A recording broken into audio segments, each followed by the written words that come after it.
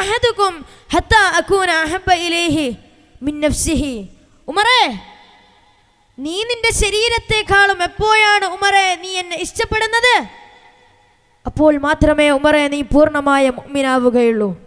നിതാ അല്ലാഹുവിൻ്റെ ഹബീബ് മഹാനായ സയ്യിദുനാ ഉമർ ഇബ്നുൽ ഖത്താബ് റളിയല്ലാഹു അൻഹുവിന് പറഞ്ഞു കൊടുക്കുകയാണ്, എൻ്റെ പ്രിയപ്പെട്ട മുഅ്മിനെ, അതേ ഹബീബ് തന്നെയാണ് തൻ്റെ ഉമ്മത്തിന് പറഞ്ഞു കൊടുക്കുന്നത്. ലാ യുഅ്മിനു അഹദുകും ഹത്താ അകൂന അഹബ്ബ ഇലൈഹി മിൻ വാലിദിഹി വവലദിഹി വന്നാസി അജ്മഈൻ. അതേ പ്രവാചകൻ തന്നെയാണ് തൻ്റെ ഉമ്മത്തിന് പറഞ്ഞു കൊടുക്കുന്നത്. എന്താണെന്നറിയോ പറഞ്ഞു കൊടുക്കുന്നത്? ആ പ്രവാചകൻ ഇതാ തൻ്റെ ഉമ്മത്തിന് പറഞ്ഞു കൊടുക്കുന്നു, ഉമ്മത്തേ ഉമ്മത്തേ, നിങ്ങൾ നിങ്ങളുടെ മാതാപിതാക്കളെക്കാളും നിങ്ങൾ നിങ്ങളുടെ സന്താനത്തെക്കാളും ഈ ലോകത്ത് എന്തിനേക്കാളും ഈ ലോകത്ത് എന്തൊക്കെയാണോ ഉള്ളത് അതിനേക്കാളും ഇഷ്ടപ്പെടേണ്ടത് എന്നെയാണ് മുഅ്മിനേ, എന്നെയാണ് എൻ്റെ ഉമ്മത്തേ എന്നല്ലാഹുവിൻ്റെ ഹബീബ് ഇതാ ഉമ്മത്തിന് പറഞ്ഞു കൊടുക്കുന്നു. ആ കാരണം എന്തെന്നറിയിക്കാൻ വേണ്ടി ഒരു ഉറുദു കവി പാടി വെക്കുകയാണ്. മുഹമ്മദ് की मोहब्बत दीन हक की शर्त अव्वल है,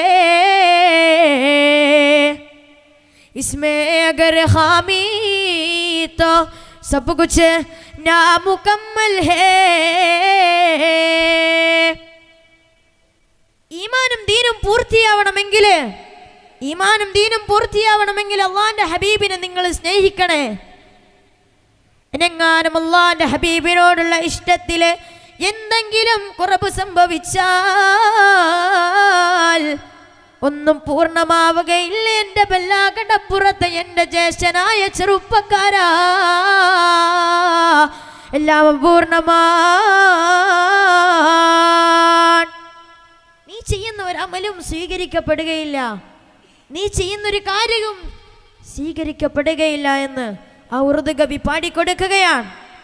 അതുകൊണ്ട് മുഅ്മിനെ, നാം അല്ലാഹുവിൻ്റെ ഹബീബ് ആദരണീയനായ മുഹമ്മദ് മുസ്തഫ സല്ലല്ലാഹു അലൈഹി വസല്ലമ തങ്ങളെ ഇഷ്ടപ്പെടണേ മുഅ്മിനെ എന്ന ഉറുദു കവി പറഞ്ഞു തരുന്നു. നാം ഒരാളെ ഇഷ്ടപ്പെടണമെങ്കിൽ അദ്ദേഹത്തിന് 4 കാര്യങ്ങൾ നിർബന്ധമായും ഉണ്ടായിരിക്കണം. എന്നാൽ മാത്രമേ നാം ഒരാളെ ഇഷ്ടപ്പെടുകയുള്ളൂ. അതിലൊന്നാമത്തെ കാര്യം അദ്ദേഹത്തിൻ്റെ സൗന്ദര്യമാണ്. അതിലൊന്നാമത്തെ കാര്യം എന്താ? അദ്ദേഹത്തിൻ്റെ സൗന്ദര്യമാണ്. അല്ലാഹു സുബ്ഹാനഹു വ തആല ഈ ലോകത്തെ സൗന്ദര്യത്തിന് 2 ഗോളങ്ങളാക്കി വേർതിരിച്ചു എന്ന് നാം സങ്കല്പിക്കുക. അല്ലാഹു സുബ്ഹാനഹു വ തആല സൗന്ദര്യത്തിന് 2 ഗോളങ്ങളാക്കി എന്ന് നാം സങ്കല്പിക്കുക.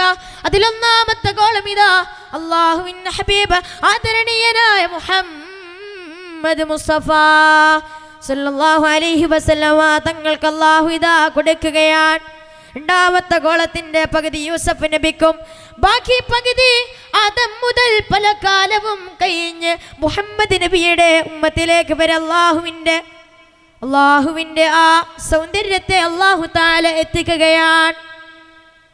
ആ യൂസഫിന്റെ സൗന്ദര്യം കണ്ടിട്ടാണ് പെണ്ണുങ്ങളടക്കം കൈമുറിച്ചത്.